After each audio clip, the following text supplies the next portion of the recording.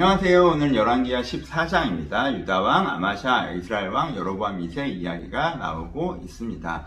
열왕기는 크게 세 부분으로 나눠주죠.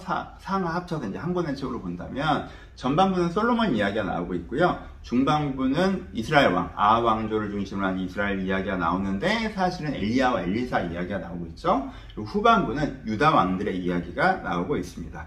중반부에선 이스라엘 왕들이 주연이고요. 유다 왕들이 조연이에요. 근데 후반부에서는 유다 왕들이 좀 더 주연으로 길게 다루어지고 이스라엘 왕들은 조연으로 간단하게 다루고 있습니다.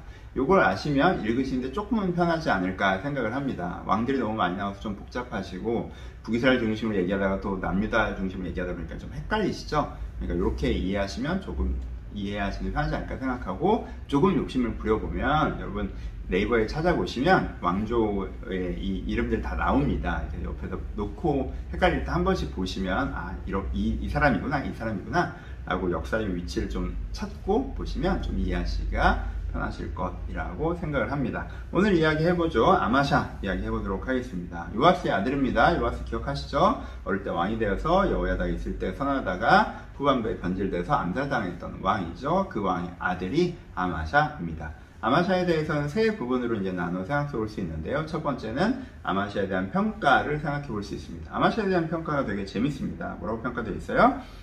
하나님 보시기에 여호와 보시기에 정직하게 행하였는데 다윗 같진 않았다가 이제 아마샤에 대한 평가죠.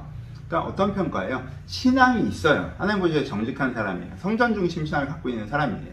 자기 영혼 구원과 소명의 삶 이걸 알고 믿고 있는 사람이에요. 근데 다윗 같진 않았다라는 게 뭐예요? 신앙이 깊진 않았던 거죠. 그렇죠? 여러분 이해하기 어렵지 않으시죠? 사실 여기에 되게 많은 사람들이 해당되잖아요.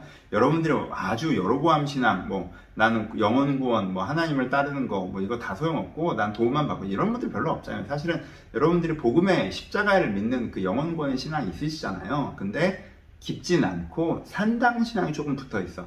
산당 신앙은 여로보암 신앙 같지는 않지만 성전 중심의 신앙들을 하면서도 하나님의 도움을 바라는 쪽의 액센트가 좀 강한, 그래서 이제 아주 나쁘다고까지는 아니지만 좀 문제가 있는 게 이제 산당 신앙이라고 얘기하는데 그런 상태가 이제 아마샤 상태라고 얘기하죠. 어떤 면에서 우리랑 가장 친근한 사람이라고 할 수도 있겠죠. 신앙이 있는데 신앙이 깊진 않은 이게 이제 아마샤입니다. 적용까지 해보면 그러니까 여러분 신앙이 있는 거에 만족하지 마시고 신앙이 깊어지는 거에 대한 열망을 가지셔야 해요. 나 신앙 있지 나 신앙생활 잘하고 난 나쁜 사람 아니고 나 좋은 사람이고 그럼 된 거 아닌가? 약간 여기에 머무르지 마시고요. 더 깊은 신앙이 되도록 고민하시고 하나님의 배경적으로 성장해 나가는 꿈이 필요하다. 아마샤에 머무르는 거 좀 아쉽다라는 생각들을 좀 해보셨으면 좋겠다라고 그걸 적용으로까지 말씀을 드리고요. 아마샤 이야기의 두 번째는 무엇인가요? 아마샤가 했던 잘한 사건이 하나 나오죠. 어떤 사건이에요? 아버지가 암살당했잖아요. 그래서 암살범들을 체포했어요. 근데 그 암살범의 아들들을 죽이지 않고 살려주는 것, 그것을 잘하는 것으로 나오죠. 우리 현대적인 관점에 보면 그거 너무 당연한 얘기 아닌가라고 생각할지 모르겠지만 고대사에서 이건 굉장히 특별한 일이었죠. 왜요? 고대사에서는요 누가 반역죄를 범하면 3족을 몰했단 말이에요. 자식들은 당연히 죽였어요. 왜냐하면 고대사회는 가부장적인 사회고, 그러니까 아버지가 불의하게 아버지가 비참하게 돌아가시면 자식들은 뭐예요? 아버지의 복수를 해야 될 사명 같은 거 갖게 되잖아요. 그러니까 왕의 입장에서 반역자의 아들은 이미 잠정적인 반역자예요. 5년 뒤에 10년 뒤에 쟤네들이 또 나를 죽이려고 아버지와 회수합니다. 달려들 거란 말이에요. 그러니까 죽이는 게 너무 당연하고 상식적인 일이었죠. 그게 고대 사회의 상식이었어요. 그러니까 아마시아 입장에는 왕이 됐을 때 이런 아버지가 암살당했다는 상황을 자기가 첫 번째로 판단해야 됐던 거란 말이에요. 그럼 아마시아에게 두 가지 선택권이 있어요. 선택이 있어요. 하나는 뭐예요? 세상의 상식을 갖다가 선택하는 길이 있고요. 하나님의 말씀을 기준으로 선택하는 길이 있죠. 근데 이때 아마시아가 어떻게 했다는 거예요? 하나님의 말씀을 기준으로 선택했다는 거예요. 그러니까 이건 생각보다 굉장히 잘하는 행동이에요. 그렇죠? 내가 어떤 상황에 닥쳤을 때, 그렇잖아요. 적용까지 가보죠. 적용까지 가보면, 그럼 우리가 어떤 상황에 닥쳤을 때 어떻게 해야 된다는 거예요? 어떤 상황에 닥쳐보면은, 이럴 때 어떻게 해야 돼? 세상 사람들 어떻게 해? 보통 어떻게 해? 일반적으로 어떻게 해? 다들 그렇게 하는구나? 그래야지 내 이해관계에 좋네. 다들 그렇게 하네. 그러니까 내가 그렇게 하는 거. 우리 이렇게 많이 하잖아요. 그러니까 아마샤가 대단하다는 거죠. 우리가 그때 어떻게 해야 된다는 거예요. 아마샤처럼. 어떤 상황이 딱 생겼을 때 하나님의 뜻은 뭘까? 어떻게 하나님께서 기뻐하시는가? 어떻게 하는 게 선한 거야? 그게 내 이해관계나 내 감정에는 안 맞다 할지라도 우리가 이렇게 하는 것이 필요하다. 이렇게 생각하면 아마샤 대단하신 분이죠. 그쵸? 대단하신 분이죠. 그래서 하나님께서 아마샤 이런 모습을 사랑하셨고요. 좋아하셨고요. 그래서 오늘 본문은 잘 안 나오고 역대기에 자세히 나오는데 아마샤를 좀 성장시키고 싶어 하셨어요. 그래서 에돔 전쟁이 일어났는데 아마샤에게 찾아오셔서 이길 수 없는 전쟁을 이기게 하시는 그런 은혜를 베풀어 주십니다. 그러니까 아마샤가 거기서 더 잘 반응했으면 영적으로 더 위대한 사람이 될 수 있었던 뭐 그런 상황들도 있었을 건 역대기에 나오니까 나중에 살펴봅시다. 여기서 이제 세 번째 장면을 그냥 넘어가죠. 여러분께서는 세 번째 장면 어떤 장면이에요? 아마샤가 에돔 전쟁에 승리한 다음에 자신감이 너무 붙었어요. 그래서 이스라엘에게 전쟁을 걸었다라가 완전히 패배하는 이야기가 이제 세 번째 이야기로 나오고, 이건 아마샤가 잘못한 이야기로 나오고 있죠. 아마샤의 입장을 한번 살펴볼게요. 이게 잘하는 건 아닌데 에돔 전쟁에 딱 이겼단 말이에요. 그러니까 아마샤에게 어떤 영적 경험이 생겼어요. 간증거리가. 내가 약해도 하나님 함께 하시니까 이기더라.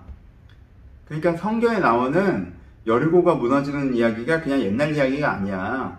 성경에 나오는 다윗의 승리가 옛날 이야기가 아니더라고. 정말 내가 믿음으로 내가 하나님과 함께 하나님께서 나를 도우시니까 이길 수 없는 적들을 이기더라 라는 이 간증거리가 아마샤한테 생겼어요. 그리고 이제 아마샤가 이렇게 생각을 해보니까 뭐가 눈에 보여요? 이스라엘이 둘로 갈라져 있는 이 안타까운 상황이 눈에 보이는 거죠. 이스라엘은 원래 하나잖아요. 그리고 어느 중심으로 하나가 돼야 돼요? 남유다, 예루살렘을 중심으로 하나가 돼야 되는 거죠. 그게 다윗 왕조잖아요. 근데 솔로몬의 범죄함 때문에 이 왕조가 갈라진 거잖아요. 이 아픈 역사잖아요. 그렇죠? 그러니까 아마샤만 뭐가 생긴 거예요? 이 가슴 아픈 역사를 내가 치유하고 싶다. 다윗의 왕조를 내가 재건하고 싶다. 이 남북으로 갈라진 이 비참한 역사를 내가 끝내고 싶다. 남북 통일을 이루고 싶다. 라는 이런 소명의식? 자기 입장에서 생긴 거죠. 그리고 아니 북이스라엘이 훨씬 더 열집하니까 규모가 크고 군대가 비교가 안 되는데 아니야 내가 이미 간증거리가 있어 경험이 있어. 그게 하나님 앞에 달려있더라. 우리가 약해도 우리가 선하면 하나님께서 우리를 이기게 하시더라. 근데 생각해봐. 내가 더 선하니 북이스라엘 왕이 더 선하니? 내가 훨씬 더 선하잖아. 난 성전 중심 신앙이고 하나님 보시기에 내가 정직한 사람이란 말이야. 그러니까 북이스라엘 왕은 악하잖아. 그러니까 내가 이기겠지. 아마샤 뭐 이렇게 생각을 한 거예요. 그리고 이제 싸우죠. 여러분 아마샤 생각만 입장에 이렇게 이입해 보시면 신앙이 되게 좋아 보이지 않아요? 그리고 말씀은 되게 충실해 보이지 않아요? 그래서 근데 아마샤가 지죠. 패배합니다. 그러면 아마샤 입장에 생각해봐요. 진짜 하나님이 뭐 요 정도 되는 건 이기게 하시더니 요거는 못 이기시는 건가? 하나님 요거밖에 안 되시나? 어떻게 내가 질 수 있지? 뭐 이렇게 생각할 수도 있었을 것 같지 않아요? 근데 왜 졌나요? 왜 졌어요? 아마샤가 신앙이 그 정도로 좋지는 않았거든요. 그 정도로 좋진 않았어요. 아마샤가 하나님 앞에 정직했지만 다윗처럼 신앙이 좋지 않을 거예요. 그러니까 이게 에돔 전에 이거 어깨 힘이 너무 들어간 거지. 전쟁에 친 이유는 아마샤가 그 정도 신앙 아니었기 때문에. 여러분 성경에서 엘리사 이야기를 읽으시고 그래 나도 죽은 자를 살려보자. 내가 믿음이 있고 내가 믿고 나아가면 내가 병든 자를 고쳐보자. 내가 다윗처럼 내가 뭐 모세처럼 여호수아처럼 용감하게 나아가서 내가 이길 수 없는 적군에게 승리하자. 반성해서 물이 나게 하자. 내가 이 무너진 한국교회를 세워보자. 내가 이 악한 세계에서 이걸 하나님의 역사로 바꿔보겠다. 내가 대안적인 기업을 세우고 대안적인 정치를 세우고 한국 문화를 변화시키고 악한 문화를 이렇게 해보자. 너무 다 거룩한 얘기고 아름다워 보이는 얘기잖아요. 내가 믿음 갖고 이렇게 해보겠다. 근데 이게 안 될 때가 있어요. 그래서 작은 건 되는데 큰 건 안 돼. 하나님 요거밖에 안 되시나? 아니요. 여러분 신앙이 그 정도가 아니라. 여러분들의 신앙이 우리 신앙이 다윗 정도가 아니고 엘리야 정도가 아니고 엘리사 정도가 아니고 여러분 신앙은 수준이라는 게 있단 말이에요. 깊은 신앙이라는 게 있단 말이에요. 있고 없고의 문제가 아니라고. 그렇죠? 있고 없고의 문제가 아니에요. 내가 생명 하나님 앞에 부활한 생명인 건 맞는데 3살짜리 어린아이일 수 있단 말이에요. 그럼 나를 통해서 위대한 일을 벌어지기 어려워요. 근데 내가 성경에서 그것을 단순 차용해서 나를 통해서 위대한 일을 벌어지겠지라고 생각하는 건 되게 큰 오판일 수가 있어요. 왜냐하면 거기 계획이란 게 있기 때문에. 하나님께서 나를 지키시도 않으셨는데 하나님께서 내가 그걸 부르시도 않으셨는데 그걸 갑자기 내 소명을 붙잡는 건 내 야망이고 내 욕심인 경우가 있다는 거예요. 그렇죠? 근데 그것을 내가 되게 아름다운 말로 포장하는 경우들이 있다는 거죠. 주변에 그런 사람들이 있을 수가 있고. 그럼 분별하셔야 돼요. 이건 그냥 교만하는 거예요. 이건 그냥 욕심 많은 거예요. 하나님께서는 아마샤에 그 소명을 주신 적이 없어요. 하나님께서 그 아마샤에게 남북을 통일하라고 말씀하신 적이 없다고. 아마샤는 거기에 귀 기울이지 않았어요. 그냥 자기가 그런 작은 성공을 경험한 다음에 어깨 힘이 빡 들어가서 나 뭐 하고 싶지? 나 저거 하고 싶어. 이런 식으로 진행된 거란 말이에요. 그렇죠? 그러니까는 여러분 소명은 쇼핑하는 게 아니에요. 나 한국 사회를 이렇게 변화시키는, 한국교회를 이렇게 변화시키는, 이걸 이렇게 하는 이런 대단한 사람이고 싶어. 나 엘리야처럼, 엘리사처럼, 다윗처럼, 솔로몬처럼 이렇게 좀 대단한 사람이고 싶어. 그러니까 내가 믿음이 있으니까 하나님 나도 그렇게 될 수 있다고 내가 믿겠습니다. 하나님께서 세상적으로는 못하지만 하나님께서 하시죠. 이거 아니라는 거예요. 여러분 이거 잘 구별하셔야 돼요. 그렇죠? 여러분 내 신앙을 잘 구별하셔서 이런 아마샤가 빠졌던 함정에 빠지지 않도록 깨어 있으셔야 됩니다. 두 가지로 적용해 보죠. 하나는 뭐예요? 작은 성공을 말면 어깨 힘 빡 들어가시면 안 돼요. 조금 성공했다고 이렇게 어깨 이거 하시면 안 돼요. 이거 하시면 안 됩니다. 겸손하셔야 돼요. 겸손하셔야 돼요. 내가 어느 정도인지 스스로 잘 이해하시고 겸손하셔야 됩니다. 하나님 앞에서 소명으로 부름받을 때는요, 제일 중요한 게 뭐예요? 주님께서 나에게 명령하시는 거고 내가 그 말씀에 순종하는 개념이에요. 그러니까 내가 성경 말씀을 읽다가 이거 좋다. 나도 이런 일을 엘리야 갖고 싶어, 엘리사 갖고 싶어, 다윗 갖고 싶어, 뭐 하고 싶어. 나도 하나님과 함께 위대한 역사를 만들어 보고 싶어. 나 그거 할래. 이렇게 쇼핑하듯 하는 게 아니에요. 그게 믿음이 아니에요. 이 부분을 잘 이해하셔야 된다는 거.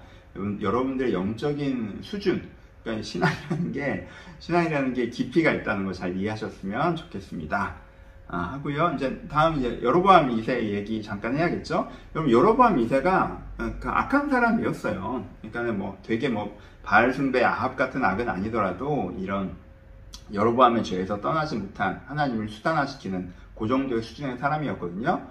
근데 하나님께서 여로보암 2세 때 오셔서 어떤 안타까움을 가지셨냐면 회개하면 좀 나아지게 하려고 하는데 회개를 안 하고 계속 고생을 하니까 회개를 안 하더라도 이 고생하는 게 너무 안타까운 지점에 이르신 거예요. 하나님 입장에서. 그래서 하나님께서 그 태도를 바꾸시죠.